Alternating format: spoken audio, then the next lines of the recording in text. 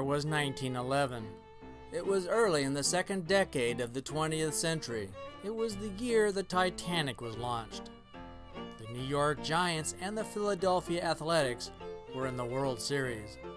For the first time, cars were made of steel frames instead of wood. It was Chevrolet's maiden year. San Diego had a population of around 40,000 people. Movies were being made at the Flying A Studios in La Mesa. President William Howard Taft was here in July for the ceremonial groundbreaking of the Panama, California Exposition, and aviation pioneer Glenn Curtiss flew the world's first hydroplane. The Star Builder Supply Company building in 1911 had a perfect view of the bay where those historic flights took place. The Star Builder Supply Company was a lumber and cement business. The building's creative use of concrete, particularly the concrete blocks resembling quarried stone, was a great advertisement for that company. From 1922 to 1924, the building was home for the Standard Sanitary Manufacturing Company.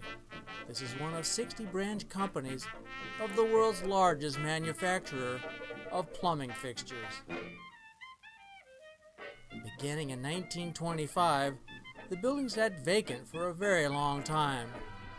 It wasn't until 1943 that the Grand Rapids Home Furnishing Company utilized this building as a warehouse. C&R Transfer ran a business here from 1944 until 1945. From 1947 to 1950, beer distributor P.F. Colonelli operated from this space.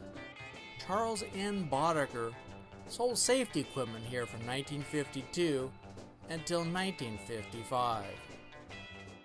Today, the building is owned by the County of San Diego, and it is headquarters for Art Walk. In 1991, the county helped spearhead the designation of this building on the San Diego Register of Historic Places. It was designated historic because it is a fine example of a late Victorian, Edwardian era Renaissance Revival style commercial building. It's a 3-story block-shaped industrial structure with a flat roof. Heavy undecorated lug sills are below each double-hung window. The horizontal and vertical concrete massing supports this building. A decorative band of dentils mark the top of each floor. As we've mentioned, concrete blocks are distinctive because they resembled quarried stone. Situated along railroad tracks, a large breezeway shelters a staging area where goods were loaded and unloaded from the train. In 1991, a major development project was proposed for the entire block. The Star Building was not to be touched, however the project never materialized. In the year 2000, the taxpayers of San Diego paid for a complete retrofit and restoration of the historic building. The ground floor was to be utilized as a convenience and snack store for trolley line patrons. But that didn't happen. In 2003, again the parcel was to be developed, and once more the historic building would be saved. But now in the year 2011, on the 100th anniversary of the Star Builder Supply Company building, the County of San Diego has declared it will demolish this very structure it helped historically designate in 1991. The very same building the county spent considerable funds to retrofit and restore in 2000. It wants to destroy this valuable piece of San Diego history for a project that is mostly for automobile parking. San Diego County Historic Site Board member Carmen Lucas reacts.